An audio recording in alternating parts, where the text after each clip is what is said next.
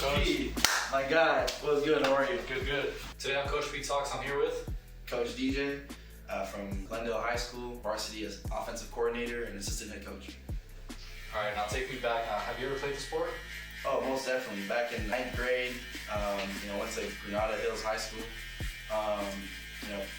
Played JV my first couple of years and then finished off on Varsity. I just played high school. And did you play in college? No, actually, I didn't play college. I didn't play when I was younger, so I didn't really know, the different avenues to get into college until I started coaching. So, back in high school, pretty much once I was done, I didn't continue, but still I fell in love with the sport, and in order for myself to stay within the sport, started coaching. And how did that work out? How did you get into coaching?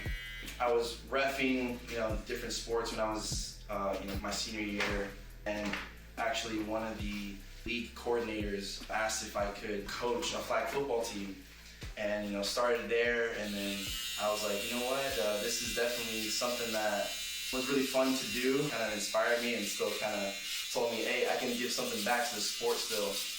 My job's not finished type of thing. Had a new coach, Renata at the time, and I asked him, hey, can I come on staff and be on the JV level and kind of just start learning and start getting into the groove of things. And one thing led to another, and was the quarterbacks coach for that JV level. And then from the jump, we went 9-1, and it was that bug just hit. Right. I kept that coaching bug, so never stopped after that. And how long were you at Granada for, and have you coached at any other schools?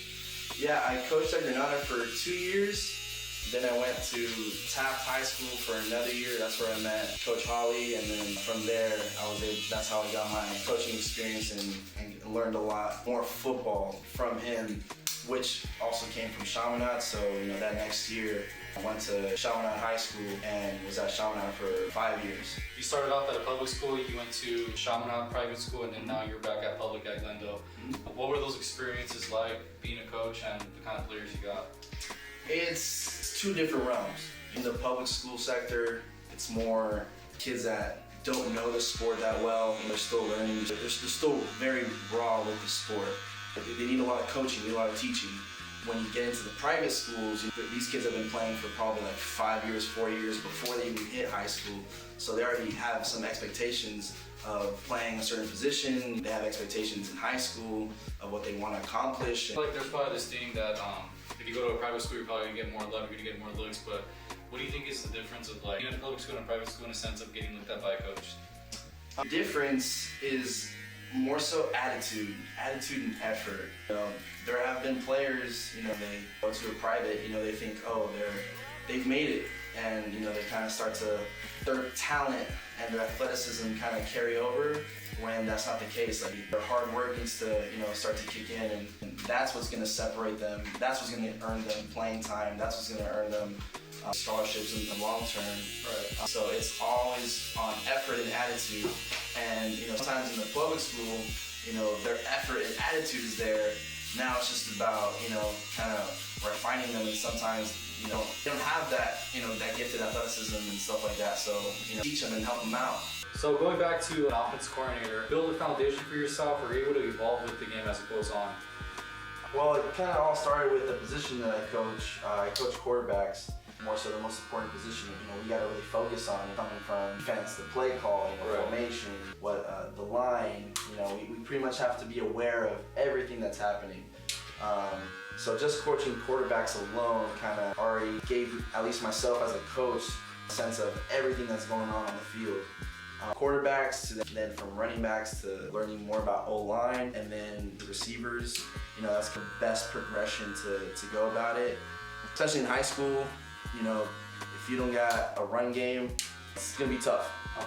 You become one-dimensional quickly, and it makes the game a lot tougher. Mostly in high school, we're dealing with 70 to 65% run, 30 to 35% pass. So just from really coaching quarterbacks, that's how it kind of really evolved from there. And for any coaches that do want to become an offense coordinator or just want to get involved in the offense, what tips or advice do you have? Yeah, so I want our kids to give great effort, and have a great attitude. And so that's, with film, whether that's, even just watching some YouTube videos, of other coaches that have, good ideas, and being able to, you don't always have to innovate and make something new all the time. No, if something works, you know how to teach it, go out and teach it. You keep on adding tools to your bags. That's the biggest thing. It's the time that you put into it. The more time you put into it, the more you're gonna get out of it. Was there a specific time where you remember where you had this kid that you were coaching and it just like, this is why I do it? Do you have any stories? I coached him his 9th grade year at Granada, and we still talk to this day. He's gone through college. He even transferred schools that first year when he was at Granada into his 10th grade year, and we still kept in contact. Every kid is different, and not everybody can grab the message, but there's ones that really grab the message and run with it. And Turbo was always that kid. So from the jump, he was on that first team that we had, and he's had trials for the CFL. So working on that, different things like that. So seeing him grow from pretty much a boy to a man now, and pretty much ready to tackle on the whole world, that's a kid that definitely say, that's the reason why I coach. Like, that's what keeps me pushing. So going to where you're at now, you're at Glendale. This is your first year there. Mm-hmm. How's that experience going for you? So far, so good. The kids are definitely taking in all the coaching, the teaching. We're trying to implement a couple new things that they haven't seen the past couple years. As a coach, it's always more fun when we have a bigger, larger group of kids that are still like sponges. Everything that you coach them up to do, they're trying their best, they're adding their effort to make it happen, but they are receiving the message. So that's what has been the most gratifying, most fun, kind of coaching us thus far with Glendale. And the fruits of the labor are going to come. We're still very early. We're in May. Right. So we normally only get a month and a half. Right. So starting out 4 months out, it's light work. And so you said you're at private public. So now that you're back at public, has your coaching style changed? To be honest, for me personally, nothing has changed. That same attitude, that same type of style of coaching has stayed consistent from Granada to all the way through to now. Because if you start to kind of like change in certain ways, it's not as authentic. And these kids are smart. When you're faking it, they can tell. So no, like me personally, I haven't really changed. If anything, it's the teaching has changed. The tempo of teaching has changed. You always have to adapt to the kids of how they learn.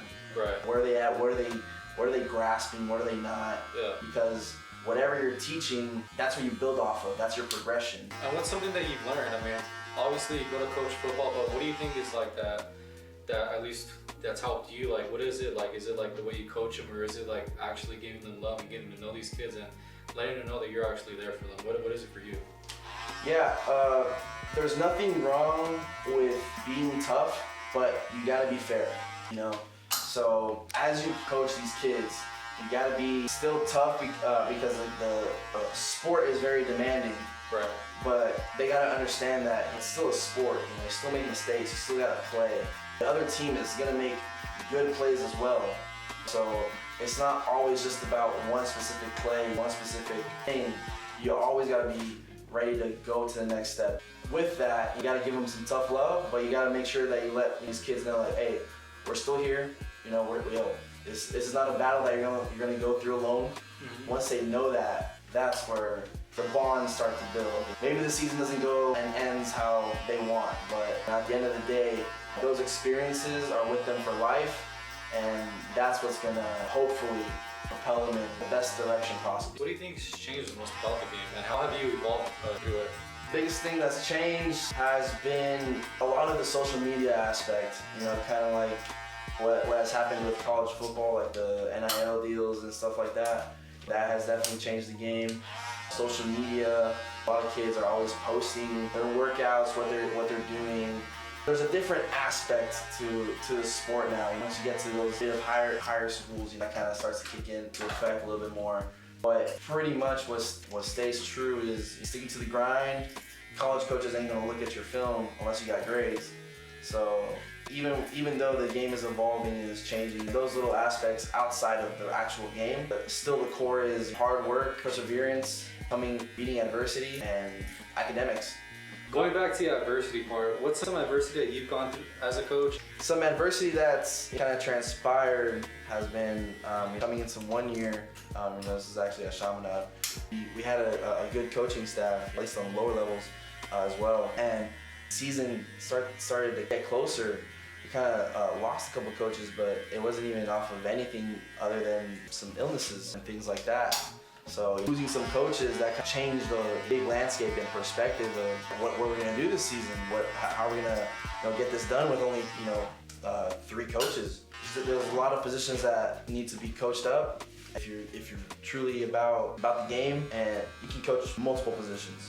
The lesson from there is there's still work to be done. No one's gonna be sorry that you got 3 coaches on the other sideline. What advice do you have for those people that are thinking about coaching but are hesitant? Go after it. Go get it. Find a spot where you're able to really volunteer your time. When you start volunteering your time, that's how you know that how much love you have for the sport. That will grow. It will tell you, do you want to continue going through it, or would you rather just do your work and do something else? It's not always have to go big or go home. It's not that if you're not coaching the varsity, it's not fun anymore. No, you still have a lot more coaching to do on the lower level, at the JV level. There's still a lot more coaching that you got to do at the park when none of the kids pretty much what's going on, and you got to coach them up.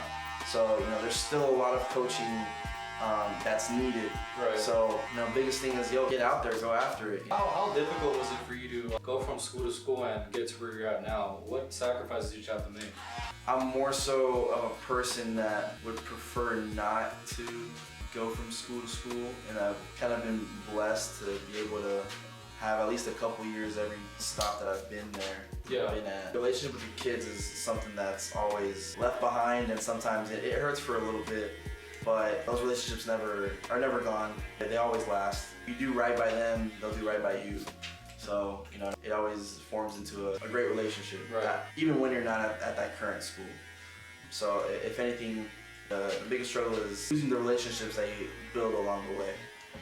And when you're leaving because you're looking for a bigger opportunity or whatever commute, whatever reason you have, what are the checklist items that you have when you're looking at these schools? What are some things that are like, all right, I need this, so I'm able to make this leap of faith? Every school's gonna have their own student body. At first glance, it's not always who's there as players. Right. The reason why is because we're gonna coach them up. That's on the a little bit more on the bottom of the checklist, right? So we gotta coach them up so we can build them up. Some checklists are who's your head coach, how's their practice schedule, how are things flowing after school, our practice times, things of that nature. Those are some simple checklists that you pointed off there. And what should coaches be expecting when they do come to interview for these coaching positions? What kind of questions should you be expecting? Good. Some questions you're probably going to be expecting with these interviews, whether that's the coordinator as a head coach position, of course your bio, where you're coming from. If you were to handle a certain situation with this player, how do you handle it? They'll also ask you what is your view on academics. They'll ask you problem-solving situations like, how do you anticipate if some kids are falling behind in school, like how do you anticipate to help that student out? They'll ask you, are you ready with, let's say if you're for a coordinator position, are you ready with your playbook? Are you putting it together right now, or do you have it ready? Are you able to teach it? How are your teaching methods? How do you like to run practice? Those different types of questions. And you being an offensive coordinator, you're kind of the guy above the quarterbacks, running backs, receivers, offensive line. How do you mesh with the players and the coaches? How do you build that foundation and that idea that you have that you want to run style offense? It really starts with how you build your offense, how you code it, how you like to run things, how are you comfortable running, what are you comfortable teaching. And when you put in the work prior, it makes it easier for everybody because you give clear direction to the line coach, the receivers coach, the running backs coach. Normally I'm coaching quarterbacks, but let's say even with the quarterbacks coach, there's direct communication and direction as to what is expected and what we're trying to teach. when you have a lot of the behind the scenes work done, it's gonna make your life easier in spring, summer, and come season. Bring in the people that will get the message across in each position, and we'll get the work done as the way you want it to as well. You know? How important is it to build these relationships with the players and coaches, football aside? Huge, huge, because again, we're all human. We all have our busy lives. And from students to coaches, you're taking 2 hours every day to focus on a sport and strictly on that. It's almost like a class. So players are coming after school, staying late, still have homework to do after. They're still human, they get tired. Take them into consideration, take that time into consideration. They're still kids, they're still trying to plan things out. And from coaches as well, coaching is their secondary job. They have their day-to-day job. They still have their things to take care of, their things to do. They're also human. They're also gonna maybe show up late, probably not get a couple things done. You can't get always frustrated with certain things because they have their stuff to take care of. So the biggest thing with building those relationships off the field, football aside, is that knowing that everybody is human, is learning. We'll make our errors, but we'll learn from them. Biggest reason with the why is being able to just give back to these kids. The kids come first. They're the next generation. They're the next kids that are going to be, bringing up the world. So, we gotta give it our all to them in order for them to excel. Was there a significant moment that happened to you that led you to coaching? Like you really want to do this? Back when I was playing, I played quarterback, the best quarterback that I could be. As the season was rolling along, things weren't going as planned with our team, and I ended up getting benched. That was definitely a significant time in myself because I kind of held myself to a high standard, and different things of reasons why that transpired. But that as a player, that definitely affected me for sure. And thank goodness on staff that year, I met Coach Rose. He pretty much was able to pull me to the side and pretty much told me like, hey, it's not, if you're a football player, you can't only just play quarterback. You can definitely play different positions. 100%. So he pretty much coached me up. He pushed me to become a receiver and a DB, and that's pretty much how I finished the rest of that season as pretty much a quarterback, receiver, and a DB.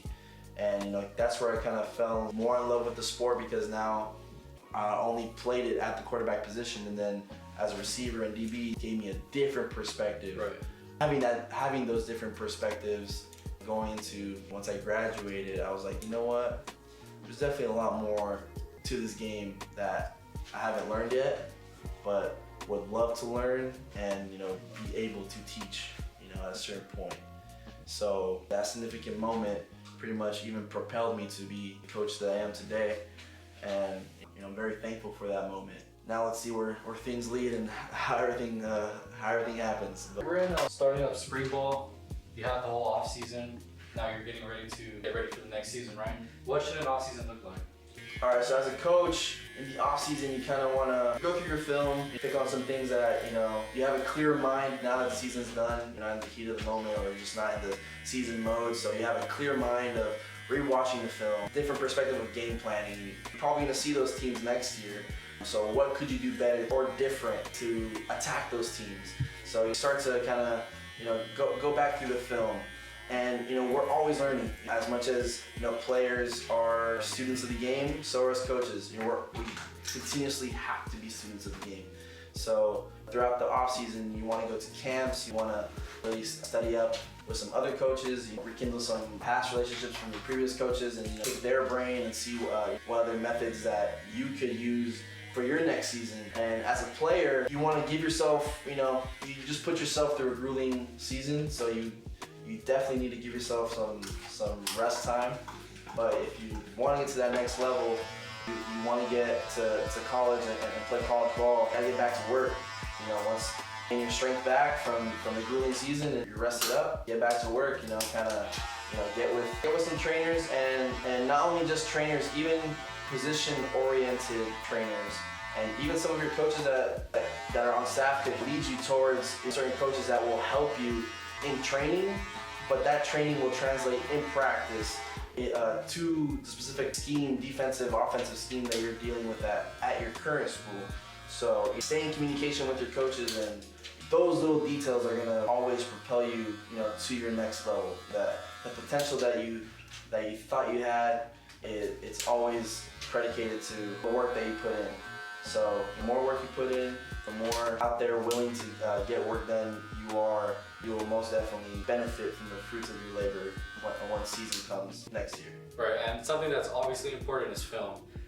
How should students and coaches break down? So with breaking down film, it's gonna help both sides of the ball.